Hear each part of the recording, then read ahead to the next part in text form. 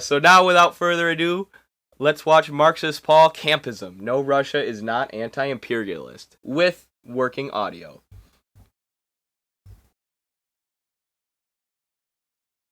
If you've been in any socialist spaces online over the past couple of months, you've more than likely encountered self-proclaimed communists who vocally support Russia in the recent conflict with Ukraine. According to these people, Russia is engaged in anti-imperialist activity by attacking Ukraine, who are puppets of NATO, its leading Western imperialist powers. And if you're lucky enough to not live in a terminally online pseudo-communist echo chamber, this probably sounds batshit insane to you, and that's because it is, at least mostly. Communists adhere to historical materialism, which sees class struggle as the driving force of history. But these people are abandoning the fight of class against class and putting in its place the fight of country against country. And most bizarrely of all, Russia, by its own admission, is not a socialist country led by and for the working class. It's an openly capitalist dictatorship of the bourgeoisie. So it can't even be said that supporting this country's actions is supporting the struggle of some stronghold of the working class, which some might have tried to argue while the Soviet Union existed. Instead, what we're seeing here is blatantly just cheerleading for one capitalist power against another. So I haven't been, one of these you-rah-rah communists he's talking about, the people you-rah-rah Russia. Because Russia is a, capitalist state. But there's literally nobody who's saying that Russia is a socialist state, right? Nobody's saying Ukraine is a capitalist state and Russia is a socialist state, and therefore we should support Russia, right? People are saying that Russia is allying with socialist states like Venezuela and China, who the U.S. empire has been targeting, trying to destabilize, trying to enforce economic sanctions on, economic warfare against, in order to do regime change. And Russia has allied with those countries, which has increasingly angered the U.S. Putin has increasingly nationalized sections of the Russian economy, which were sold off to U.S. multinationals during the dissolution of the USSR. That has angered the U.S. That has caused the U.S. to put sanctions on Russia. And NATO's destruction of Yugoslavia, as well as NATO's 2014 coup in Ukraine, their decision to arm and train troops right on Russia's borders in Ukraine, their decision to funnel money and weapons into far-right extremists, ethno-nationalists, that's something Russia has done something about, right? That has been the U.S.'s strategy to destabilize Russia, to try and stop Russia from doing these anti-imperialist actions, these actions that are aiding socialist countries and non-socialist countries who the U.S. has been targeting. Because, the world isn't a comic book movie between socialists and capitalists, right?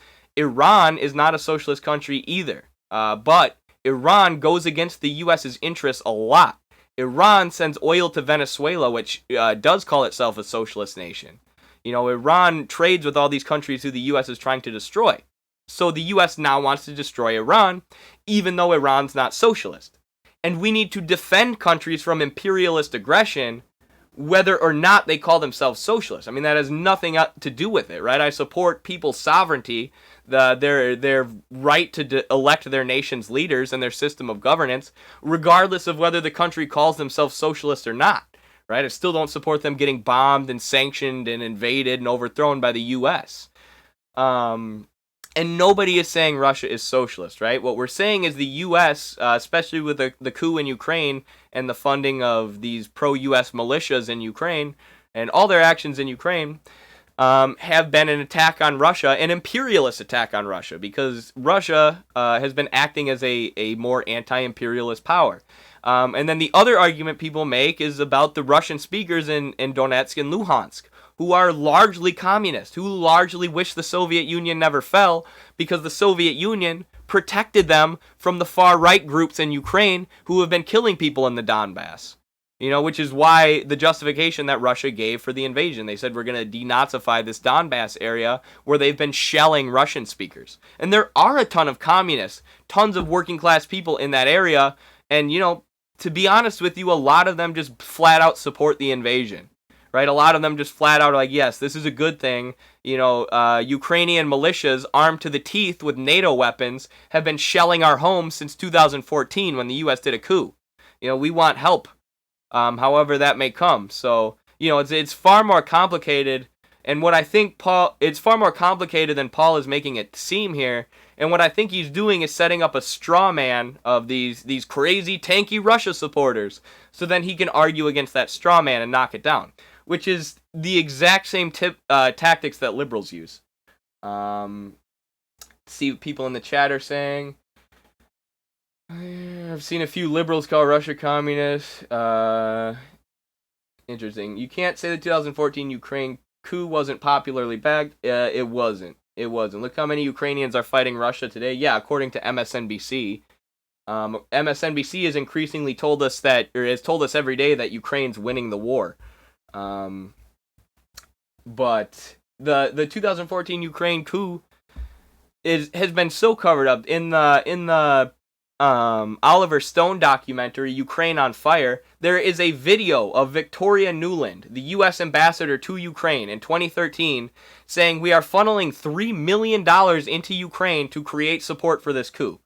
And you can't find that video anywhere on the internet anymore unless you watch the whole movie. It's been scrubbed from the freaking web. Basically, the U.S. admitting that they were going to control Ukrainian politics by funneling money into preferred groups. So you could say, eventually it was popularly supported. Like, it was popularly supported after what? After Ukraine banned opposition parties and the U.S. gave $10 million to their favorite parties? Like, that's not really being popularly supported then. That's an imperialist takeover of a country, that's what it was. Cheerleading for one capitalist power against another. The suffering working classes of each country dying in this war be damned. So what's going on here? Why have these supposed communists completely abandoned class struggle in favour of picking teams to support in capitalist wars? Well, simply put, this is the result of Campism. What the holy feck is Campism, you may ask? Well, today, my friends, we're going to take a look at this and why it's so unbelievably let's say, misguided.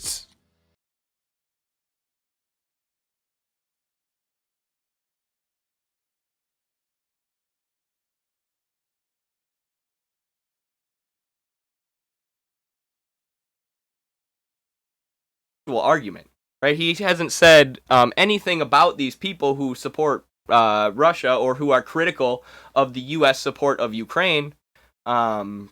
He hasn't said anything about them besides a straw man argument, besides saying these people think Russia is socialist, which I've never seen a communist or Marxist say that in my life. As somebody in the chat said, I've only seen liberals call Russia communist. So I cannot stand that. I can't stand that framing. And debaters and YouTubers are really good at it, right? And watch out for that.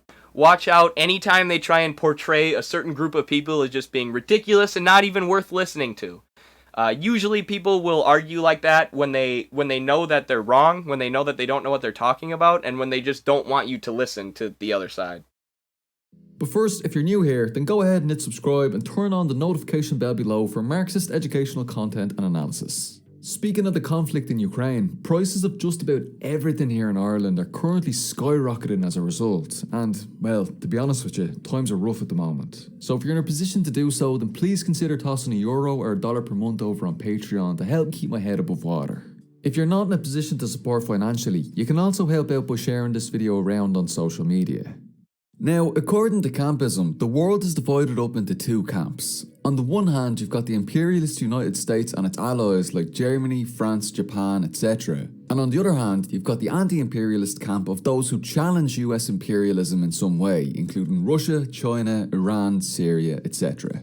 According to this view, we live in essentially a unipolar world wherein the United States is the sole hegemon, which leads an imperialist bloc of other lesser imperialist powers and comprador states which exist alongside one another in a relatively unified, peaceful coexistence. All countries within this camp loosely sharing a common neoliberal imperialist economic agenda.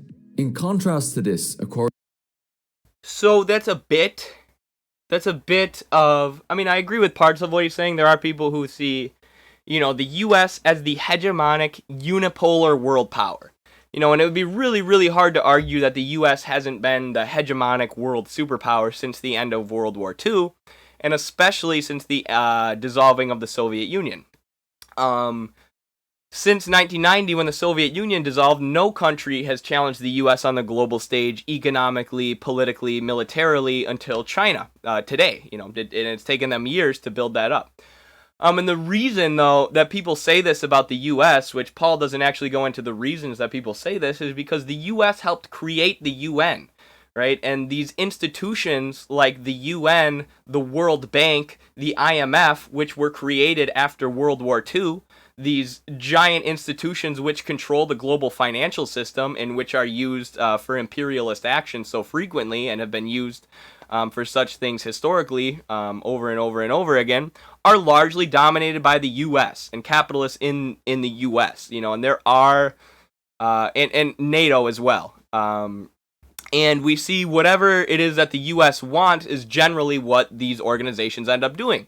So by example, there were a lot of European countries or countries who didn't want to go along with NATO's funding of Ukraine, arming of Ukraine, funneling money into Ukraine, and they didn't want to go along with NATO's sanctions on, and the U.S.'s sanctions on Russia, because a lot of countries get gas from Russia, right? A lot of countries get their energy from Russia. So they were saying, if we go along with the U.S.'s sanctions, this is going to hurt our people, right? We don't want to do this just because the U.S. has beef with Russia. But you've seen time and time again, these countries have fallen in line with the U.S., these comprador states like France, the U.K., Germany. And it's not to say these countries don't conflict. They have tons of conflicting interests all the time, as I was just saying with the economic sanctions. But ultimately, they serve as a hegemonic force which is led by the U.S. And that is the unipolar force in the political world. These Western democracies that have dominated the global economic, political, and military stage for a very long time. So that's why people say it's a hegemonic power. And the formation of these groups, and this is something Vijay Prashad and Parenti talk a lot about, but the creation of these groups like NATO, the IMF, the World Bank, they create a hegemon, organs of capitalist power, financial capitalist power in the West, that are not attached to any country, right? NATO is able to bomb countries. It's able to invade countries. It destroyed Libya. It's funneled billions of dollars in armed troops in Ukraine, and destroyed Yugoslavia with carpet bombing, including their infrastructure. And we know that the U.S. is leading it, right? We know that they're the leaders of NATO, but ultimately you can't pin it on a single country, because NATO's not an organization that's tied to a single country. So it merges together these Western imperialist influences, these organizations like the IMF, World Bank, and NATO, and it allows them to enforce this unipolar, hegemonic sort of world dominance. So that's a much more in-depth explanation of what Marxist Paul just skimmed over there, because he's trying to strawman these people's arguments, in my opinion. According to the campist worldview, is an anti-imperialist bloc of countries who oppose the current order. This is headed by Russia and China, but also includes countries like Cuba, the DPRK, Vietnam, Laos, Syria, Iran, Belarus, and others. Now, the origins of this worldview go back to the aftermath of the Second World War, when the Soviet Union defeated the Nazis and the new Eastern Bloc of socialist-oriented countries was established. In the coming years and decades, numerous countries across Asia, Africa, and Latin America declared themselves to be socialists. This created the concept of a capitalist camp and a socialist camp, the West and the East, as well as a further non-aligned camp, though this often tended to lean towards the socialist camp. The declaration of these proletarian states meant that class struggle itself could now in some cases be viewed at the level of proletarian states against capitalist states. This was argued to be an expression of class struggle on the international stage, fighting for the defeat of the capitalist imperialist system at the global scale, which would open up the pathway for all of these socialist-oriented countries to progress towards actual communism. But unfortunately, this socialist camp was defeated, not from without, but from within, by revisionists who mounted successful counter-revolutions for the restoration. That's a decent explanation of the camps, and then you had the non-aligned camp, which was mostly countries in the global south who were saying, we want our own voice in these global issues. We don't just want to follow the USSR or the US. But when he says that all of these countries were destroyed by revisionism from the inside, I mean, that's just absurd. I mean, that is just absolutely absurd. I mean, it's true. You know, there were revisionists on the inside, but to act like imperialism didn't play a role in the destruction of socialist countries over the past 90 years, especially US-led imperialism, is absolute insanity that you would only ever hear from a Western Marxist.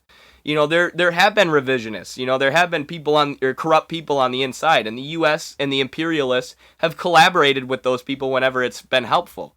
You know, but to act like NATO, the IMF, and the World Bank didn't play a role in destroying Yugoslavia, you know, or to act like Operation Condor or all of the U.S. coups, CIA coups in Latin America during the Cold War didn't have an effect on stifling socialism's growth, or AFRICOM, the U.S. military and drone system that stretches all across Africa and allows them to perpetrate a shadow drone war.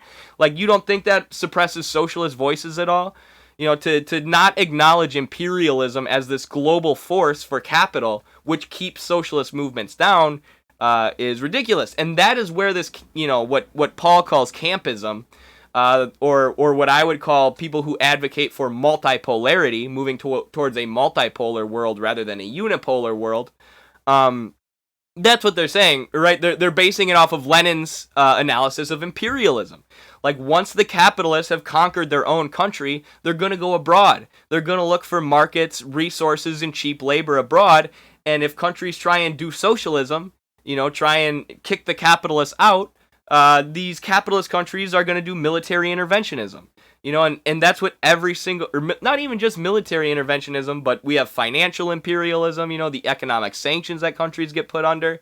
And imperialism has been one of the main things stopping workers from rising up globally over the past however many years, especially since the end of World War II, if we're talking this unipolar US-dominated imperialism. So to act like it's just been revisionists, it's just been communists who, on the inside, who didn't have the right ideas, who didn't have the correct Maoist ideas of Marxist Paul, and that's what caused socialism to fail, that's absurd. Imperialism is the number one force which has caused socialism to quote-unquote fail thus far in history. Duration of capitalism. This is generally exemplified by the collapse of the Eastern Bloc in 1989 and the fall of the Soviet Union in 1991, though in truth the process of capitalist restoration had begun long before that. These moments were simply the final nails in the coffin. And yet, despite capitalist restoration occurring across the former socialist bloc, I'm getting a little annoyed with how much I have to pause this video, but it was not, the capitalist restoration was not the final nail in the coffin. Like, yes, there was capitalist restoration going on in the USSR, Yugoslavia, all these countries prior to their collapse, you know, or their dissolution. Largely because of the IMF and World Bank infiltration, right? Because of infiltration from the Western-dominated financial system, which was growing. But the shock therapy that was implemented on these countries after they were overthrown was not just the final nail in the coffin. It was a human rights disaster, right? When the USSR sold off all of their state-run industry, all of their state-run companies to Western transnational corporations for a penny, you know, unemployment skyrocketed. And when they slashed all the social welfare programs, you had unemployment in the USSR went up to like 20%, from close to 0%. Homelessness skyrocketed. Drugs flowed over the border. Prostitution flowed over the border. All of this was stuff that happened after the dissolution of the USSR, which allowed the US to implement what they call, or what's called shock therapy, or neoliberal shock therapy, where basically Western transnationals come in and they pillage a country. They pillage the country of all their valuable resources, abolish these labor unions, abolish these social welfare programs for the people, and just allow transnational corporations to exploit the shit out of these countries. And in pretty much every place, especially if you look at the former Soviet nations where socialism failed and ended, there was a human rights disaster which followed. as transnational corporations basically pillaged the country. So to act like, that was happening anyways, and this was just some sort of, final nail in the coffin when the Soviet Union was dissolved is absurd. Also, the U.S. Started the Gulf War and started attacking Saddam Hussein, like, before the Soviet Union even fully dissolved, but as they were dissolving. And Saddam Hussein was like, why is the Soviet Union not coming to protect me? Why is the Soviet Union allowing the United States to do this? The Soviet Union's in the UN Security Council, and they have so far protected us, not allowed the U.S. to do this. But because the Soviet Union was dissolved, they were no longer protecting Iraq. That allowed the U.S. to bomb their infrastructure to a pre-industrial state and put them under sanctions, which starved hundreds of children, hundreds of thousands of children, which U.S. Secretary of State Madeleine Albright said was worth it.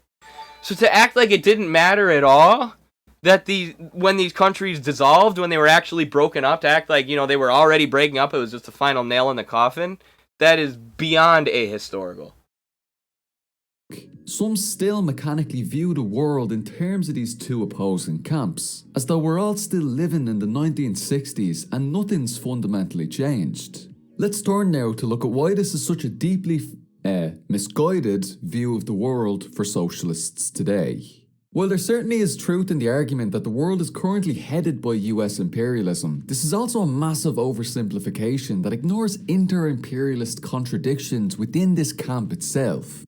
It's an oversimplification, Paul. Oops. Just like it's an oversimplification to say that none of these people talk about the inter-imperialist rivalries that exist. They all just think everyone follows the U.S. blindly. You mean the inter-imperialist rivalries between the U.S. and other Western European nations that I talked about like 2 minutes ago in this video? There's nobody who thinks that France, the UK, and Germany are just blindly following the U.S. and the U.S. is leading them like a dictator. All of these countries have their own interests. All of these countries have their own political systems, and there are absolutely inter-imperialist rivalries. And you're saying, these so-called Russia supporters are oversimplifying things, when you just said these people, these advocates of a multipolar world rather than a unipolar world, they just think we still live in the 1960s, right? They think Russia's the Soviet Union. This is the invasion of Ukraine's the return of the Soviet Union. We're back to the 60s, baby. No, absolutely not. You're not mentioning any of the material reasons for why Russia can be considered an anti-imperialist country. You're not talking about the nationalization of energy that happened under Putin. You're not talking about Russia forging ties with China, which prompted the U.S. to put economic sanctions on them. You're not talking about Russia trading with Venezuela, Syria, Iran, all of these countries the U.S. is targeting. All of the countries that the empire is targeting. And when Russia is trading and giving oil and engaging in economic activity with countries who the U.S. is bombing and sanctioning and trying to destroy, what do you call what Russia's doing other than anti-imperialism? The U.S. is doing imperialism, trying to destroy countries' economic activity. Russia is trying to trade with countries and bolster their economic activity, which causes the U.S. to sanction Russia. The imperialists don't like that. What do you call it other than anti-imperialism? And it's not because Russia's socialist. It's not because they're turning into the USSR again. It's not because I think we still live in the 1960s. It's because I pay attention to what's going on. It's because I pay attention to global politics and I see the way in which Russia is defying the interests of the Western empires. Right? And for you to say that we're just oversimplifying this and saying, you rah-rah, go Russia, go. I mean, what an incredible straw man. Which is something that is surprising to see from a Marxist who supposedly adheres to dialectical and historical materialism. For example, France's opposition to the 2003 US-led invasion of Iraq shows that this definitely isn't some perfectly unified Western imperialist bloc. But the campists' naive oversimplification of politics at the global scale conflates opposition to certain activities of Western imperialists with anti-imperialism itself, as though no other countries in the world are also engaged in similar capitalist imperialist mechanisms, even if on a significantly smaller scale. Imperialists with anti-imperialism itself, as though no other countries in the world are also engaged in similar capitalist imperialist mechanisms, even if on a significantly smaller scale. It shouldn't even need to be said, but anti-imperialism is not simply opposition to whatever the US and its loose allies are engaged in. Anti-imperialism is opposition to capitalism itself and its highest stage wherever it may rear its head, whether in the West or in the East. And anti-imperialism isn't just broad ideological support for or against the US, right? That would be idealist, right? To think that anti-imperialism, as Paul just said, is to just be anti-capitalist, right? Is to just say, I'm against capitalism and capitalist imperialism, wherever it may be. And that's what anti-imperialism means. Real anti-imperialism, or what helps the people who are suffering under the boot of imperialism the most, is material actions, right? Not me and Marxist Paul saying, we hate capitalist imperialism wherever it is. We hate every country who's ever done anything that could be even slightly considered capitalist imperialism. You know, what does a lot more to help the people, like the people in Venezuela who are under the sanction regime of the United States, what does a lot more to help them is actually helping those people, doing things materially to help those people, feeding those people, trading those people, or with those people, sending oil to those people. And you know who has been doing that? Do you know who has been bolstering the Venezuelan economy despite the wishes of the United States and despite the sanctions of the US? Russia! Russia has been forging ties with these socialist countries and trading with them more and more. No, that doesn't mean I love Russia. No, that doesn't mean I think Russia's socialist. No, that doesn't mean I think Russia's incapable of doing military actions that I disagree with.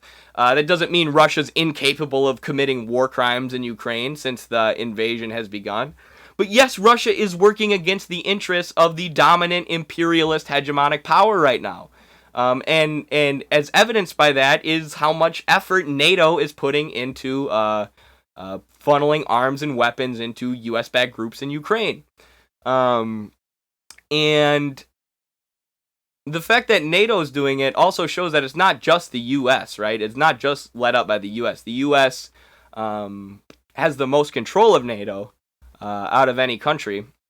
But, yeah, so I guess what I'm saying, my main beef with this is how bad Marxist Paul is strawmanning this argument, right? He's not talking about any of the real material reasons people give for why Russia is acting as an anti-imperialist power, for why Russia has angered NATO, the US, and all the apparatuses of imperialism. It's because they're materially supporting countries like Venezuela. And yes, that does make them anti-imperialist, at least in that case, Paul. That doesn't mean that Russia's always anti-imperialist and we can just be like, Russia good, because the world doesn't look or work like a comic book movie. But when Russia sends resources to Venezuela against the wishes of the US, yeah, that's anti-imperialism. And it's a lot more effective anti-imperialism than you and me getting on Twitch and being like, I hate capitalist imperialism wherever it is. You know? And following on from that, modern Russia absolutely is a capitalist imperialist power in accordance with Lenin's criteria outlined in Imperialism, the highest stage of capitalism. So let's briefly go through these 5 characteristics one by one and how they apply to modern Russia. 1. State capitalist monopolies play a decisive role in Russia's economic life, to the point where Russia's own Federal Anti-Monopoly Service stated in 2018 that the state's share in the Russian economy via monopolistic state-owned enterprises was between 60 and 70%. And this is what everybody was doing with China like a year ago. Like breaking out their copy of Lenin's Imperialism and being like, well, China seems to have monopolies and they seem to export capital as well. It's like, okay, maybe if you pinpoint certain sectors of the Russian economy or certain things that they've done globally, you know, you can put them under this definition of imperialist, or you can put certain actions that they've done on, you can define certain actions as imperialist. But how many military bases does Russia have globally? Russia, total number of military bases globally. They have 21. And that seems like a lot, right? You could look at those military bases specifically and say maybe these are for imperialist reasons. You know, China has like under 10, I believe. The US has over 1,000. The United States has over 1,000 of these military bases. Or let's look at the IMF and the World Bank, which are financial institutions which did not exist under Lenin, which Lenin would have never been able to see. Those are absolutely dominated by financial capitalists in the U.S. If you deny that the IMF and the World Bank does the interests of the U.S. or Western capitalists, people would call you crazy. Our current global system, the current global financial system, which has evolved very much since Vladimir Lenin 100 years ago, even though I love his book Imperialism, looks much different, right? It looks much different than the system that Lenin had. So to act like the U.S. is not this hegemonic, grossly overpowered capitalist empire compared to other countries is insane. And to act like we already have a multipolar world, we have a world where there are just two capitalist empires, Russia and the U.S., and they're just battling it out. That's not the reality. Russia has no control of the IMF. Russia has no control of the World Bank. Russia has been put under crippling economic sanctions by the U.S. Russia has increasingly forged ties with socialist China, socialist Venezuela, and these countries who the U.S. has been trying to sanction. Right? Russia has thus far not been acting like the U.S. And putting economic sanctions on countries who go against their interests, or the interests of capitalists in Russia. Right? They haven't invaded a bunch of countries who have gone against the interests of capitalists in Russia. They've invaded Ukraine, a country on their border where NATO has been training troops and lining their border with troops and has done a coup. And you can disagree with the invasion of Ukraine if you want. You can say, Russia also wants to build a land bridge between Ukraine and Crimea. So maybe there's some sort of more imperialistic incentive for Russia to do this. You could say that. But to act like the U.S. imperialistic power, Russia imperialistic power, and there's no hegemony here. There's no hegemony, even though Russia has 21 military bases and the U.S. has over 1,000. It's all the same thing. That's just not true, right? That's just not true, and you have not brought up the sanctions that the U.S. has put on Russia. He hasn't brought up the ties that Russia has been forming with U.S. enemies, and he hasn't brought up the institutions of imperialism, which have developed since Lenin's book Imperialism, that have allowed the U.S. to be this dominant hegemonic power. So this is a straw man. It's a straw man using Lenin, which makes me sad. 70%. 2. Russia's native industrial and banking capital have each monopolised and merged together, and indeed with the state itself, to form Russian finance capital and a financial oligarchy who wields this finance capital.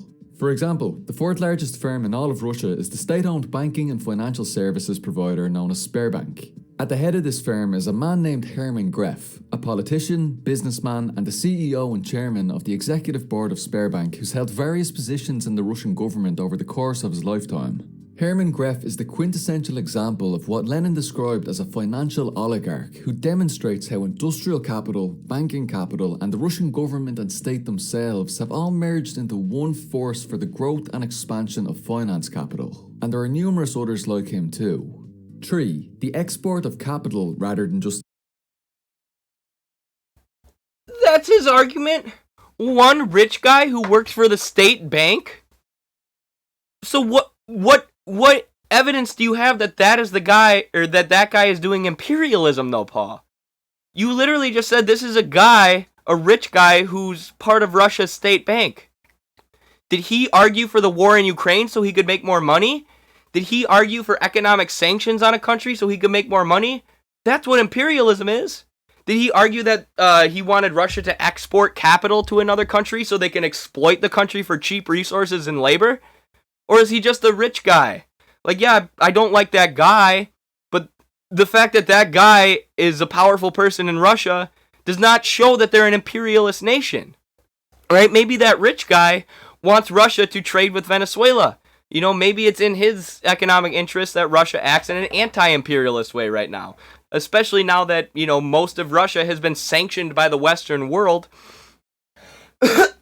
They're banning commodities from Russia. They're even banning Russian sports athletes from competing in the West. It's probably going to be increasingly beneficial even for Russian capitalists to trade and forge alliances with countries like China. Countries who are against the dominant U.S. empire. But the fact that they have a financial oligarch in their country, like, yeah, of course they do. The Soviet Union collapsed, and like I said, their country was pillaged by Western transnationals and financial oligarchs. And of course there are financial oligarchs still in Russia. As I said, they're a capitalist country. But that doesn't mean that they are an imperialist country. It absolutely doesn't mean they're an imperialist hegemon the same way that the US is. And that doesn't prove that they're doing imperialism in Ukraine. I can't believe that was a real part of the video. The export of commodities has grown to the level of exceptional importance in Russia as, and this is crucial, Russia is a net exporter of capital rather than a net importer, with a net international investment position, or IIP, of over 487 billion US dollars as of 2019. 4. Russia. That's like the same as the China argument, right? Okay, so let me break this down. Or that's the same as people who argue that China is imperialist, which I'm pretty sure Marxist Paul does. But after World War II, Europe had been destroyed by the fighting, right? And the U.S., that's largely what allowed the U.S. to emerge as the dominant global power. You know, all the fighting happened in the Soviet Union and Europe. A lot of their infrastructure was destroyed. They needed to rebuild. So even though the U.S. didn't really want to, they reluctantly did a trade deal. What was it called? I always forget the name of it. The something Marshall Plan. Is that what it was called? Yeah, I think that's what it was called. But they did a trade deal with their allies in Europe, thinking if we build up our allies economically, we're going to have people to trade with, and it's going to benefit us in the end. So they did all these loans to help export capital, to help build up capital in Europe, so that Europe could trade with the U.S. and they could form into this. And they can form into the, Western-dominated world powers that we see today. China is doing something very similar. The Belt and Road Initiative that China's doing is bringing capital to countries in Africa, countries in Latin America, countries who the U.S. has sanctioned, bombed, and prevented from developing for years, with the same interest rates as the U.S. loans to Europe after World War II. Right? So it's not the same as when the IMF and the World Bank offers a structural adjustment loan to a country in Africa, right? And the interest rate is like 200%, and all of a sudden the IMF and World Bank says you have to change your political system and abolish labor unions, otherwise we're going to stop giving you money, we're going to stop giving you loans, and all of a sudden you're a mini colony of the IMF World Bank. It's not a loan like that. Right, you can export capital to a country without it being an imperialist exporting of capital. Right, you can help give a country money, financing, or help build up capital in a country to build them up so you can trade with them. And this is what China has called their foreign policy and their trade policy of mutual development, which you can read about in Xi Jinping's book. It is very, very similar to what the U.S. did in Europe at the end of World War II. Right, so look at the loans that the U.S. gave to Europe. Versus look at the structural adjustment loans that the U.S. gave to Africa. They're much different. One of the loans, some of the capital the capital being exported to Europe, or the loans going to Europe, were designed to help them build up their industrial base, build up their economy. The loans to Africa, the loans to Latin America, were designed to allow the U.S. and the financial oligarchs to control their political systems, to control their economies, to hold back development and allow these countries to just basically be pillaged by Western transnational corporations. So you can't just say, look, Russia exported $500 billion of capital, therefore they're imperialist. You know, that could include Russia's operations in Venezuela, which Venezuela is very much in favor of. You know, which go against the U.S. sanctions, which are designed to starve and destroy Venezuela. So you can't just say they export capital, therefore they're imperialist. In the modern world, in the global world, pretty much every country exports capital, and it doesn't prove that the capital that Russia's exporting is imperialist just because they export more than they import. That's just because they're a large, powerful economy. Participates in various international monopolist capitalist associations, including being a permanent member of the United Nations Security Council. More importantly, however, is the development of the Because they're a part of the United Nations Security Council, they're imperialist? When the United States Security Council was formed, it was formed with China and the USSR. And now Russia and China are still a part of the Security Council.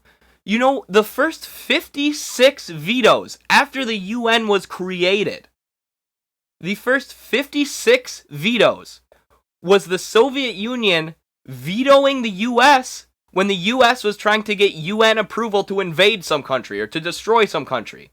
The US went to the UN and said, hey, can we get the green light to go invade this country in Africa? And the Soviet Union would veto it. The first 56. So to act like being in the Security Council proves that you are imperialist is insane.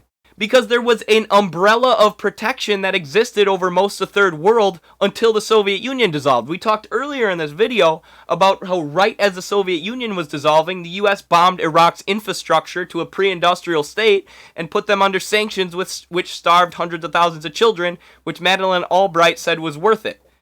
That was because the umbrella of protection which existed in the UN Security Council went away. The USSR was not acting imperialist just because they were in the UN Security Council. They were acting, wait for it, drum roll please, anti-imperialist. Just like Russia is when they trade with Venezuela or these countries who the US is trying to destroy. And it doesn't matter that Russia's not perfect. It doesn't matter that Russia's capitalist, that they're not a socialist nation who I support and go, you rah rah, Russia build socialism, right? Because even though I don't agree with Russia's economic system, I don't look at the world like a comic book villain where some people are good guys and some guys are bad guys, and I can see where some of their actions are anti-imperialist. And I can see how their recent actions globally have angered the US and have really been anti-imperialist. So I think I got the gist of what I wanted to say about that video out. I just feel like he was strawmanning the arguments. I feel like he's trying to portray these people who are critical of the U.S. narrative on Ukraine, who refuse to support, the Zelensky government in Ukraine, or even the militias in Ukraine, like the Azov Battalion. He's trying to portray these people as people who are just like Russia good, Russia socialist, Russia always anti-imperialist. Like, no, nobody's saying that. Everybody recognizes that Russia is capitalist. But what Marxist Paul is ignoring is the material reality. The reality of what Russia's been doing over the past 20 years, right? They've nationalized a lot of this industry, which was pillaged by the U.S. at the dissolution of the USSR. That has angered the U.S. They forged these trade deals with these countries who the empire has been targeting, as we talked about earlier. So he's ignoring the arguments that are actually being put forward by people in order to knock down some straw man, which portrays, anybody who's skeptical of the Western narrative on Ukraine as some Russia-supporting tanky who thinks Vladimir Putin is a socialist. And I just think it's extremely unhelpful. I think it's an absolute smear job. And if I were him, I would just take that video down. I know he probably spent a lot of work on it, or worked pretty hard on it. But it's a really, really not good video. So, yeah.